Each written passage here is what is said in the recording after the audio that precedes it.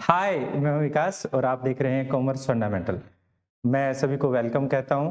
अच्छा, आज का जो हमारा टॉपिक है, वो कुछ टॉपिक्स हैं और इस वीडियो के बाद हमारा सभी टॉपिक्स जो प्लस वन क्लास के लिए फाइनेंशियल स्टेटमेंट विद एडजस्टमेंट और फाइनेंशियल स्टेटमेंट से रिलेटेड है, वो सभी टॉपिक्स हमारे कवर हो जाएंगे। उसके बाद अगर आप चाहते हैं, कुछ क्वेश्चन ऐसे हैं, आपकी प्रॉब्लम्स हैं, तो आप हमें कांटेक्ट कर सकते हैं। हमारे जो चैनल के अबाउट सेक्शन में आप हमारी ईमेल आईडी भी देख सकते हैं और दूसरा कॉन्टैक्ट नंबर भी ले सकते हैं। आज का जैसे हमारा टॉपिक है, मैंने बताया था, इसमें adjustment number 20, 21 and 22। Diksha, very good morning. तो हमारे पास ये तीन एडजस्टमेंट्स हैं। इन तीन एडजस्टमेंट के बारे में आज हमने समझना है और इसके बाद ये चैप्टर पूरी तरह से खत्म हो जाएगा प्लस वन क्लास के लिए। हाँ, हायर क्लासेस के लिए कुछ और टॉपिक्स हो सकते हैं रह जाएं, और टाइम जैसे ही हमारे पास रहेगा और जैसे ही डिमांड आ रहती है, हम उन टॉपिक्स को भी कवर करेंगे। अगर आप वो टॉपिक्स चाहते हैं तो हमें आप व्हाट्सअप कर सकते हैं। हमारा व्हाट्सअप नंबर जो है अबाउट सेक्शन में दिया गया है, और दूसरा ईमेल भी कर सकते हैं और कमेंट भी कर सकते हैं जैसे लाइव स्ट्रीमिंग खत्म होने के बाद। देखिए, आज के जो हमारे टॉपिक हैं, सबसे पहले goods sold and dispatch but omitted to be recorded. हमने गुड्स को सेल कर दिया है, डिस्पैच कर दिया है, मींस हमारी तरफ से वो चली गई है। और ये सेल कौन सी है? ये सेल वो सेल है जो कंफर्म्ड है, मींस अप्रूवल बेसिस पे नहीं है। ऐसा नहीं है कि हम आपको माल दिखा रहे हैं, उसके बाद आप कंफर्म करेंगे, उसके बाद हम चेक करेंगे कि माल ठीक है या नहीं है, उसके बाद आपको बताएंगे कि सेल हो गया या नहीं। ऐसा नहीं है। This good sales is confirmed. तो हमारे पास है good sold and dispatch, but हम यहाँ पर ओमिटेड हो गया, हम भूल गए हैं इसे रिकॉर्ड करना। अगर नॉर्मली ये रिकॉर्ड होता तो हमारे पास क्या होता? हम इसको डेटर्स को, जिसको भी हमने सेल किया है, उसका नेम, अगर हम लमसम में लें तो डेटर्स के अकाउंट को हम डेबिट करते हैं और टू सेल्स को हम क्रेडिट करते हैं। अरमान, वेरी गुड मॉर्निंग। अब यहां पर काफी बार जीएसटी, सीजीएसटी और आईजीएसटी जो है उनका भी रोल रहता है। जो सेल की तरफ जब हम माल परचेज करते हैं, हमारे पास इनपुट जो सीजीएसटी रहता है, जीएसटी रहता है, और जब हम परचेज करते हैं, हमारे पास इनपुट, सेल करते हैं आउटपुट। तो यहां पर हमारे पास क्या रहेगा? आउटपुट जो हमारे पास है जीएसटी में कर देता हूं। ठीक है, तो मैं इसको एक बार रब कर देता हूं, क्योंकि आगे जैसे जैसे क्वेश्चन चलेगा हम बताएंगे इसके बारे में। तो ये क्या एडजस्टमेंट रहेगी, कैसे रहेगी, इसके बारे में भी थोड़ी देर बाद डिस्कशन करते हैं। देखिए, माल जब हमने डिस्पैच किया, माल सेल हो चुका है, तो उसको हम सेल में काउंट करेंगे, क्योंकि रिकॉर्ड नहीं हुआ था तो हमने उसको sale as a sale record भी कर दिया है। दूसरी जो एडजस्टमेंट रहेगी, आज की हमारी सेकंड एडजस्टमेंट और चैप्टर की 21st एडजस्टमेंट जो रहेगी, goods purchased and included into stock, जो स्टॉक में भी इंक्लूड होगी। सेम वे यहां पर भी goods sold and deducted from stock. ये स्टॉक में इसका रिकॉर्ड हो चुका है, बट यहां पर सिर्फ किस में नहीं हुआ था? हमारी सेल में नहीं हुआ था तो सेल में करना है, और डेटर्स में नहीं हुआ था तो डेटर्स में करना है। यहां पर भी इसी तरह गुड्स परचेज की है हमने, इंक्लूड कर दिया स्टॉक में, बट ओमिट हो गई है रिकॉर्ड हम नहीं कर पाए हैं। अगर रिकॉर्ड नहीं कर पा रहे तो सेम वे यहां पर भी हम क्या करेंगे? परचेज को रिकॉर्ड कर देंगे। तो हम यहां पर कर देंगे purchase account debit to creditor, या फिर नेम ऑफ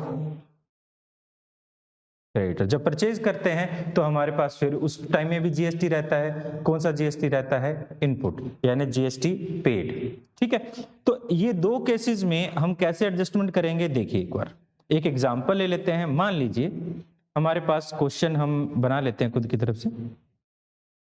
इसको भी मैं स्पेस यहां से छोड़ देता हूं थोड़ा सा, नेक्स्ट पेज पे आ जाते हैं। मान लीजिए हमें यहाँ पर क्वेश्चन में ये ट्रायल बैलेंस दिया गया है, और ट्रायल बैलेंस में हमें कहता है यहाँ पर परचेज। मान लीजिए यहाँ कहता है 2 लाख, और डेटर मान लीजिए कहता है 30,000। दूसरा यहाँ पर कहता है सेल्स, मान लीजिए कहता है 5 लाख, और हमें कहता है क्रेडिटर, मान लीजिए 25,000 हमें कहता है। और कुछ एडजस्टमेंट दी गई है। एडजस्टमेंट में कहता है first adjustment, goods purchased for ₹10,000 but omitted to be recorded। Second, यहां पर एक और एडजस्टमेंट है, goods sold and recorded into stock ₹4। यहां पर हम जो बता रहे हैं वो एमआरपी प्राइस बता रहे हैं, यानी इसमें प्रॉफिट के बारे में नहीं बता रहे हैं, इसकी कॉस्ट वैल्यू नहीं बता रहे हैं, हम सिर्फ बता रहे हैं कि माल कितने में सेल किया। हमने सेल किया मान लीजिए 7,000 but omitted to be recorded, हम उसे रिकॉर्ड नहीं कर पाए।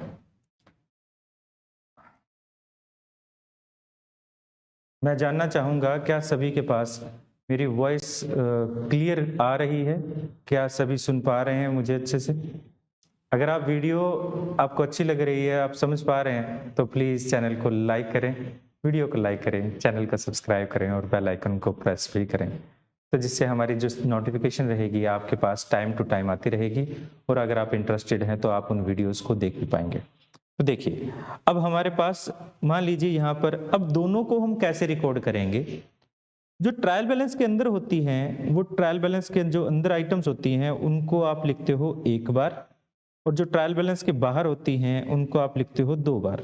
तो यहाँ पर मैं ट्रेडिंग अकाउंट की बात कर रहा हूँ, क्योंकि ट्रेडिंग अकाउंट का ही हमारा रोल है। वनीत, दीक्षा, चैतन्य, सिंगला, वेरी गुड मॉर्निंग। तो हमारे पास यहाँ पर हम कर रहे हैं ये ट्रेडिंग अकाउंट और ये बैलेंस शीट। देखिए, ट्रेडिंग अकाउंट में जो हमारे पास परचेज ट्रेडिंग अकाउंट में लिखा जाता है, सेल भी ट्रेडिंग अकाउंट में लिखा जाता है, डेटर्स और क्रेडिटर ये दोनों हमारे बैलेंस शीट में लिख जाते हैं। तो परचेज को हम लिख लेते हैं ट्रेडिंग अकाउंट में टू परचेज, जो कि क्वेश्चन में हमने 2 लाख रुपीस ली है, और यहां लिख देते हैं बाय सेल्स, जो क्वेश्चन में हमने 5 लाख रुपीस ली है।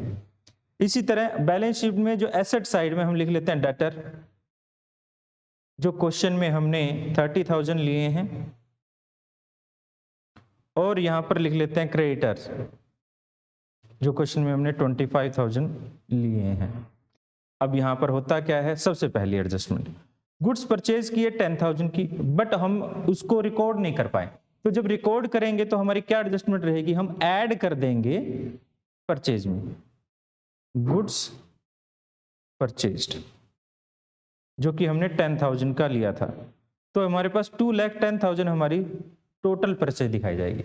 जब हम परचेज करेंगे तो हमारे परचेज करने से क्या होगा, डेटर बढ़ेंगे या क्रेडिटर? क्रेडिटर बढ़ जाएंगे। तो हम क्रेडिटर को यहां पर ऐड भी कर देंगे, जो कि 10,000 रुपीज है। इस तरह से 35,000 हम यहां पर फाइनल जो है वो हमारे क्रेडिटर दिखाएंगे। दूसरी तरफ जो हमारा है सेल, अब देखिए फर्स्ट एडजस्टमेंट हमारी पूरी हो चुकी है। हम जानते हैं जब भी जो भी एडजस्टमेंट होती है उसको 2 जगह रिकॉर्ड किया जाता है, हमने 2 जगह रिकॉर्ड कर लिया। दूसरा, good sold and recorded into the stock of 7,000 but omitted to be record. इसीलिए हमारी सेल हुई है, सेल को रिकॉर्ड करने के लिए हम सेल को यहां पर ऐड कर देते हैं, सेल्स जो कि हमारी 7,000 है। तो 5,07,000 हमारी टोटल सेल हो जाती है। और ये सेल होने से हमारे डेटर बढ़ गए हैं, तो डेटर को भी आप ऐड कर देंगे यहां पर कितना, 7,000 से, तो 37,000 हमारी यहां पर सेल इस तरह से रिकॉर्ड हो जाएगी। अब ये थी हमारी 2 एडजस्टमेंट, फर्स्ट 2 एडजस्टमेंट आज की, जो है goods sold and dispatch but omitted to be record, और goods purchased and included in stock but omitted to be record. यहां पर हमारे पास क्या हो सकता है, यहां पर एक चीज और हो सकती है जो हम कह सकते हैं जीएसटी। ठीक है, अगर जीएसटी हो तो हमारे पास यहां पर क्या होगा, सेल करने पर जब हम माल परचेज करते हैं तो हमारा इनपुट, मैं सिर्फ आईजीएसटी ले लेता हूं, मान लीजिए आईजीएसटी जो है हमारे पास कुछ भी अमाउंट हो सकती है, और यहां पर भी इनपुट जो आउटपुट रहेगा आईजीएसटी डेबिट करेंगे, और यहां पर आउटपुट यानी सेल करने के टाइम में IGST रहेगा। अब यहां पर जिस तरह से हमने मानना है, मान लीजिए यहां पर हम जो GST था हमारे पास, GST भी कुछ अमाउंट मान लेते हैं। GST के कितना अमाउंट माने, एक सेकंड के लिए होल्ड करें। क्या आपको समझ आ रहा है? आप कमेंट कर सकते हैं, क्योंकि मैं देख पा रहा हूं ज्यादातर स्टूडेंट्स हैं और 5 के करीब स्टूडेंट्स हैं, और वो कमेंट्स वगैरह करके हमें बता सकते हैं कि आपको समझ पा रहे हैं या नहीं पा रहे हैं। अच्छा, तो हम आगे चलते हैं हमारा क्वेश्चन की तरफ। जैसे मैंने बताया अभी कि मान लीजिए हमारे पास यहाँ GST भी है। अगर GST है तो GST के केस में हम क्या करें? मान लीजिए यहां पर हमें बोला गया GST 9% ईच, 9 IGST है यहाँ पर, 18% मान लेते हैं, 9% की बजाय 18% हो जाएगा। तो हमारे पास 10,000 रुपीज का हम 18% करें सीधा सीधा तो 1800 आता है, ठीक है। और यहां पर भी हम 18% IGST है जो कि आता है हमारे पास 7,000 रुपीज का 18% करें तो 1216 आता है, 1216 आता है, ठीक है। तो ये हमारे पास यहां पर, अब यहां पर हमने GST को भी एडजस्ट करना है। जो माल परचेज करते वक्त हमारी कौन सी GST होती है? इनपुट GST होती है, और सेल करते वक्त आउटपुट GST होती है। यहां पर पूरी तरह से हमारा इनपुट GST एडजस्ट नहीं हो पा रहा है, तो आप बैलेंस शीट में दिखाएंगे यहां पर, ठीक है। तो बैलेंस शीट में आप दिखा देंगे GST के बारे में, और जो हमारा माल सेल किया था, परचेज किया था, वो क्वेश्चन में देखेंगे हम कैसे GST रहेगा। ये सिर्फ GST के बारे में मैंने थोड़ा सा एग्जांपल लिया है। जब क्वेश्चन करेंगे पूरा क्लियर कट आपको GST के रिलेटेड यहाँ पर समझ आएगा। तो हमारी नेक्स्ट एडजस्टमेंट के बारे में बात करते हैं, sale of goods on approval basis. हमारी लास्ट एडजस्टमेंट है, उसके बाद हम कुछ क्वेश्चन करेंगे। आज के क्वेश्चन काफी इंपॉर्टेंट होने वाले हैं, क्योंकि उन क्वेश्चन में बहुत सारी डिटेल है, ठीक है। तो आप सही बना के देखते रहें। देखिए, sale of goods on approval basis. देखिए, अगर हमारे पास, आपने देखा होगा क्या होता है कि जैसे घर की गृहिणियां होती हैं या फिर हम खुद भी माल परचेज करके ले आते हैं और कहते हैं भैया हम एक बार घर दिखा देते हैं, उसके बाद आपको जितना रखना होगा हम रख लेंगे और नहीं रखना होगा तो हम वापस कर देंगे। तो सेल्समैन इस चीज को क्या माने, वो सेल माने या ना माने? यहां पर हमारे पास एक कॉन्सेप्ट है, आपने कॉन्सेप्ट पढ़ा होगा। कॉन्सेप्ट है हमारे पास, जैसे कॉन्सेप्ट ऑफ प्रूडेंस एक कॉन्सेप्ट था। एंटिसिपेटेड लॉसेस को आप लॉसेस मानते हैं, बट एंटिसिपेटेड इनकम को आप इनकम नहीं मानते। तो ऐसे में हमारे पास हम क्या माने, उसको इनकम माने या ना माने, ये एक प्रॉब्लम है हमारी।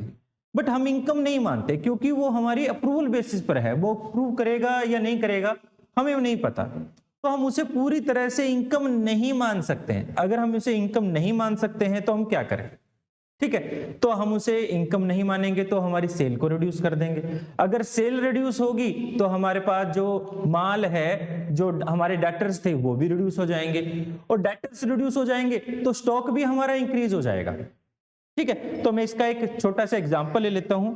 मान लीजिए यहां पर हमारे पास ट्रायल बैलेंस दिया गया है, हमने ये एग्जाम्पल मान लिया है। यहां पर हमने माना है ट्रायल बैलेंस। ट्रायल बैलेंस ये एग्जांपल था हमारे पास, डेटर्स और सेल हमें दी गई है 5 लाख और क्लोजिंग स्टॉक है 20,000। और उसके बाद क्वेश्चन में आगे और कहता है गुड्स कॉस्टिंग रुपीज, यहां पर कॉस्ट जरूर बताया जाएगा। मान लीजिए 5,000 sold on 6,500 on approval basis. तो हम इसे सेल माने या ना माने? तो हम इसे सेल नहीं मानेंगे, क्योंकि ये अप्रूवल बेसिस है। जब तक हमें अप्रूवल कंफर्म नहीं हो जाती हम इसको सेल नहीं मान सकते, और गलती से हमने इसको सेल मान लिया है। तो हम इसे क्या कर दें, हम इसे इसके लिए जो एडजस्टमेंट करेंगे कहां पर, ट्रायल बैलेंस में और बैलेंस शीट में। क्या क्या एडजस्ट करेंगे, देखिए सबसे पहले जो ट्रायल बैलेंस के अंदर है आइटम सेल्स, और जो हमारे पास डेटर्स हैं ट्रेडिंग, ये ट्रेडिंग अकाउंट बनाया हमने, ट्रेडिंग अकाउंट, और ये हमारे लिए बैलेंस शीट है। क्योंकि यहां पर हमें प्रॉफिट एंड लॉस अकाउंट की जरूरत नहीं है, तो प्रॉफिट एंड लॉस को मैं नहीं बता रहा। तो ये देखिए सेल्स हम करते हैं तो हमने सेल को रिकॉर्ड कर लिया बाय सेल्स, कितना 5 लाख।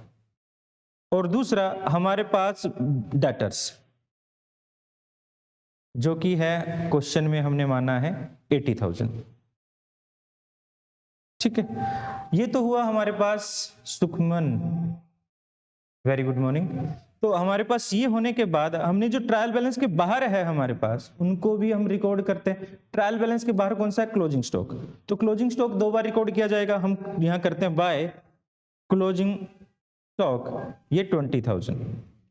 और दूसरा बैलेंस शीट में भी क्लोजिंग स्टॉक रिकॉर्ड किया जाएगा, क्लोजिंग स्टॉक 20,000।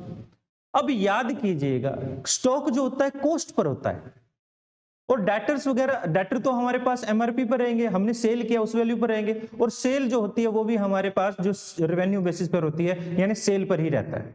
तो हमने वो जो माल सेल किया है वो 6500 में सेल किया था, और उसकी कॉस्ट कितनी थी? 5,000 रुपीज थी। तो हमारी सेल एक्चुअल में 6,500 कम कर देनी है, हमने लेस कर देना है यहां पर सेल्स ऑन अप्रूवल बेसिस 6,500 से। ठीक है, दूसरा यहां से सेल कम हो जाएगी, डेटर्स भी तो कम हो जाते हैं, तो लेस कर देते हैं सेल्स ऑन अप्रूवल बेसिस 6,500। ये 2 जगह से लेस हो गया। अब ये हमारे पास 2 टाइम हमने लेस कर दिया। अब दूसरा हमारे पास क्या एडजस्टमेंट होगी?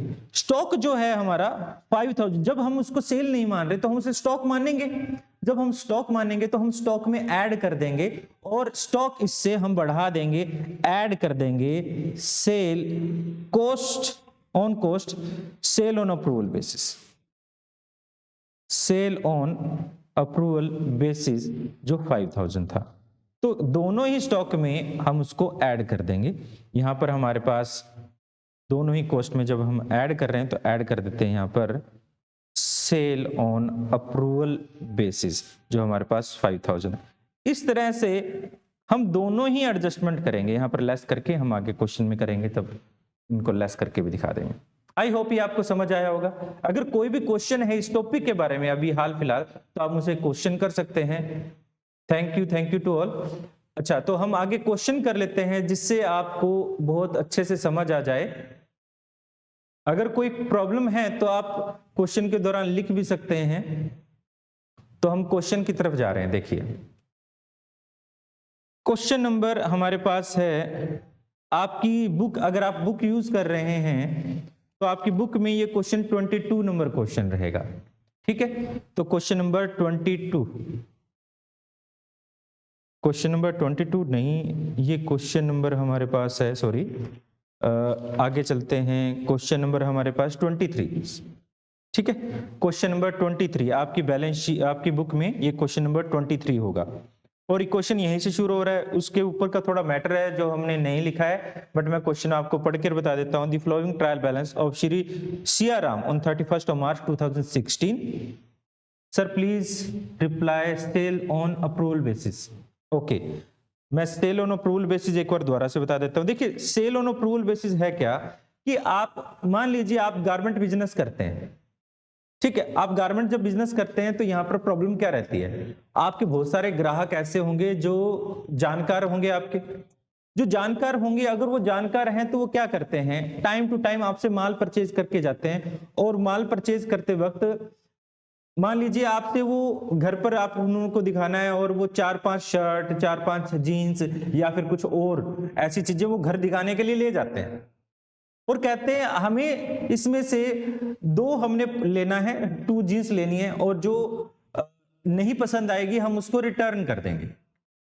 ठीक है, तो आप उसे सेल मानेंगे या नहीं मानेंगे? मेरे ख्याल से सेल नहीं मानेंगे। क्यों नहीं मानेंगे? क्योंकि वो सेल अप्रूवल बेसिस है, सेल हो भी सकती है और नहीं भी हो सकती। हो सकता है सारा माल वापस आ जाए, हो सकता है उसमें से 4-5 प्रोडक्ट वापस आ जाए, हो सकता है उसमें से सारी कुछ भी माल वापस ना आए, वो सारा ही कुछ रख ले, सारी परचेज जो सेल है वो अप्रूव कर लें कि वो सारा ही प्रोडक्ट है वो रखना चाहते हैं, ये भी हो सकता है। तो हम किस पॉसिबिलिटी को माने?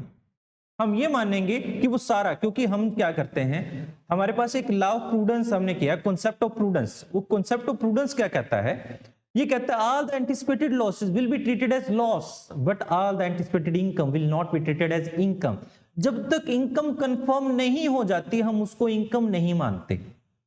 और ये जो सेल है हमारी कंफर्म नहीं हुई है, अगर ये सेल हमारी कंफर्म नहीं हुई है तो हम इसको सेल नहीं मान सकते।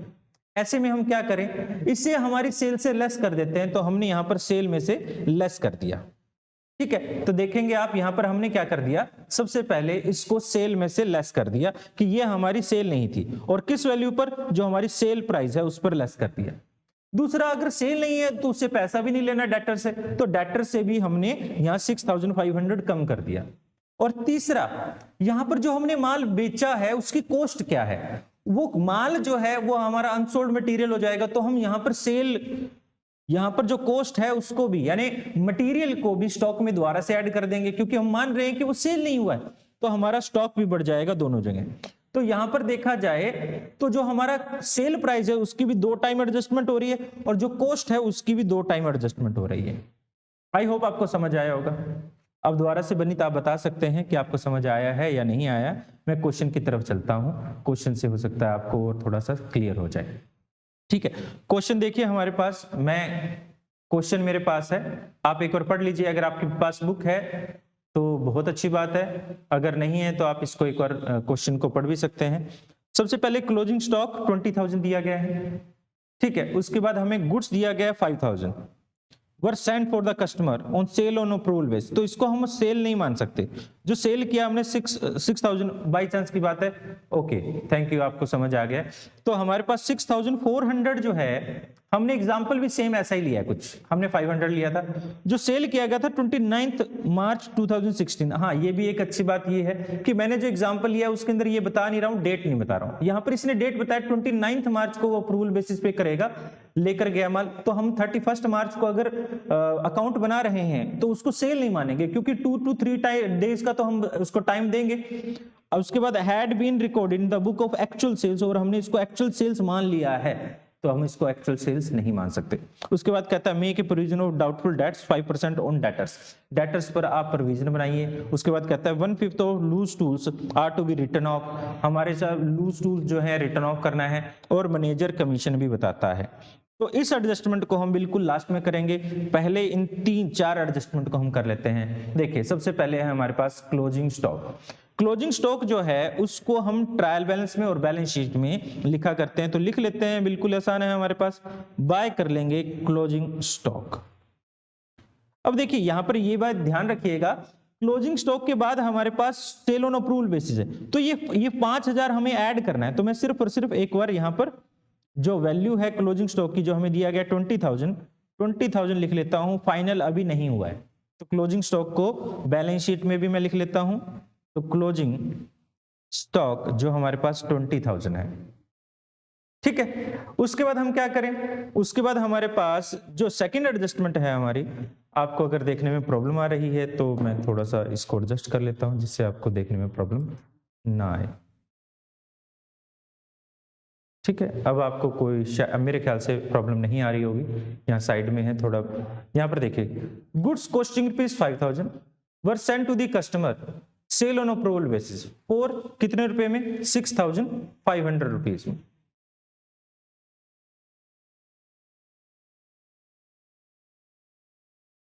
ठीक है, तो हमें यहां पर गुड्स कॉस्टिंग रुपीज 5,000 है, were send to the customer sale on approval basis for 6,400। तो हमारे पास जो हम ये देखेंगे हमारी सेल कितनी है, क्वेश्चन में हमें सेल दी गई है, सेल क्वेश्चन में दी गई है 2,10,000 रुपीज। तो यहाँ 2,10,000 मैं पहले ट्रेडिंग अकाउंट में लिख लेता हूं, बाय सेल्स जो है 2,10,000 रुपीज। और क्वेश्चन में हमें डेटर्स भी दिए गए होंगे, तो क्वेश्चन में हमें डेटर्स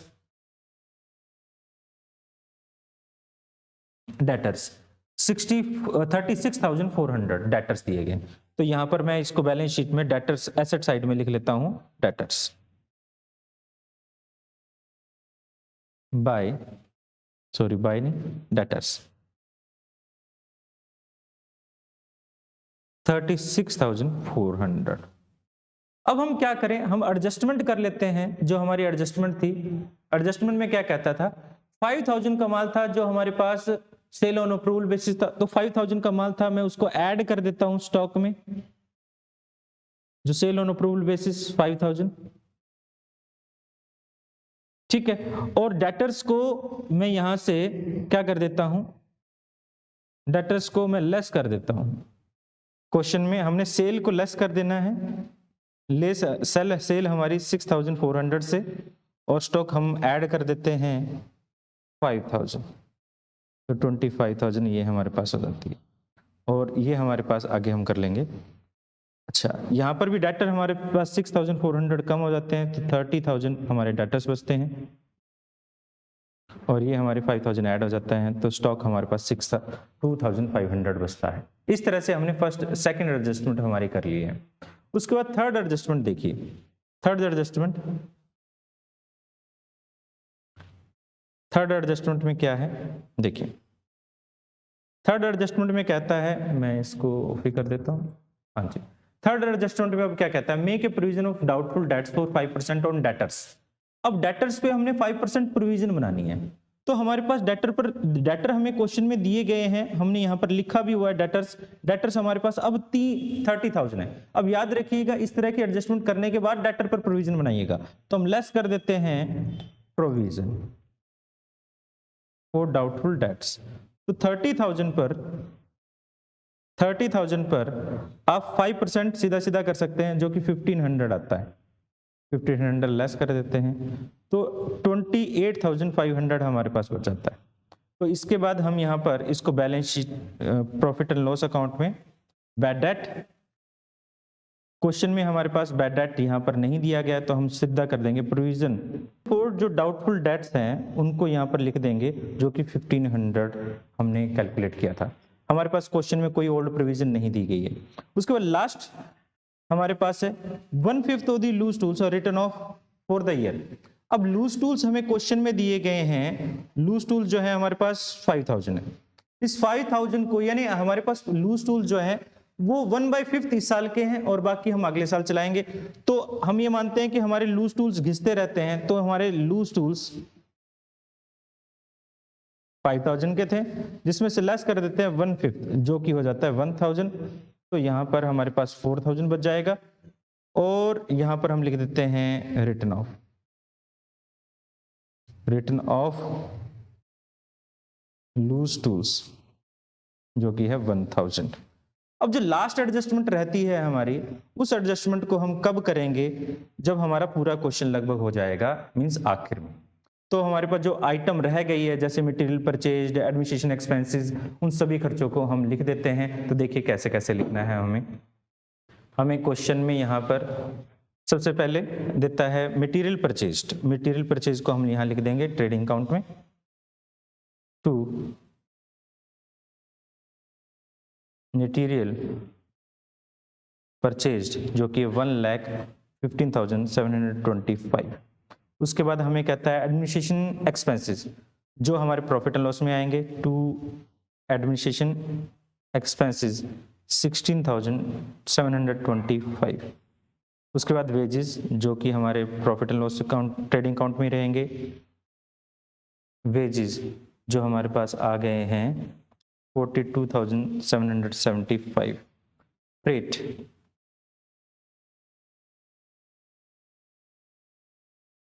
फ्रेट है 5100। उसके बाद रेंट खर्चा है, टू रेंट हमारे पास 3100। उसके बाद हमारे पास है पेटी कैश भी खर्चा होता है, छोटे मोटे खर्चे होते हैं, उनको पेटी कैश कहते हैं। पेटी कैश 175। उसके बाद हमारे पास डेटर्स का हम कर चुके हैं। उसके बाद गिफ्ट टू वाइफ, ये गिफ्ट टू वाइफ को गिफ्ट दे रहे हो, तो ये बिजनेस का खर्चा तो नहीं है, तो हमारे पास ये किस में रहेगा, बैलेंस शीट में ड्राइंग्स है ये। तो हम देख रहे हैं कैपिटल में से, कैपिटल हमें क्वेश्चन में दी गई है 81,800 दी गई कैपिटल 81,800, उसमें से लेस कर देते हैं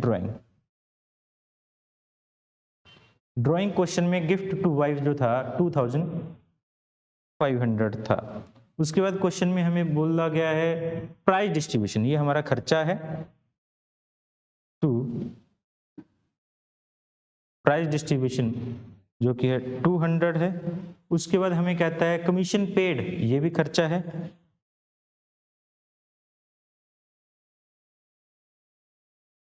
जो कि 1000 हो जाता है। उसके बाद हमें क्वेश्चन कहता है कमीशन पेड इन एडवांस, ये पेड इन एडवांस है और बैलेंस शीट में आ जाएगा क्योंकि ये हमें ट्रायल बैलेंस के अंदर दिया गया है। तो हमारे पास कमीशन पेड इन एडवांस 400 यहां पर बैलेंस शीट में रहेगा, ठीक है। उसके बाद क्वेश्चन में हमें कहता है मोर्गेज इंटरेस्ट, इंटरेस्ट है, हमने देखिए मोर्गेज इंटरेस्ट क्या होता है, काफी बार हमने यहाँ पर लोन ले रखा है, यहाँ पर देख भी रखा है loan on mortgage, mortgage interest है हमारे पास, यहाँ पर 16,000 का हमने लोन लिया है और इस लोन पर अगर हम यहाँ पर देखें तो हमें यहाँ पर कमीशन भी पे, इंटरेस्ट भी पे करना है। तो यहाँ पर हम जो लायबिलिटी है मोर्गेज लोन जो है 16,000 यहाँ लिख देते हैं बैलेंस शीट में, और इंटरेस्ट हमारा खर्चा है, ट्रायल बैलेंस के अंदर दिया गया है तो सिर्फ एक जगह आएगा मोर्गेज इंटरेस्ट जो है 1600 आ जाता है। उसके बाद हमारे पास लूज टूल्स, इसका हम एडजस्टमेंट कर चुके हैं। इन्वेस्टमेंट, इन्वेस्टमेंट हमारी एसेट है,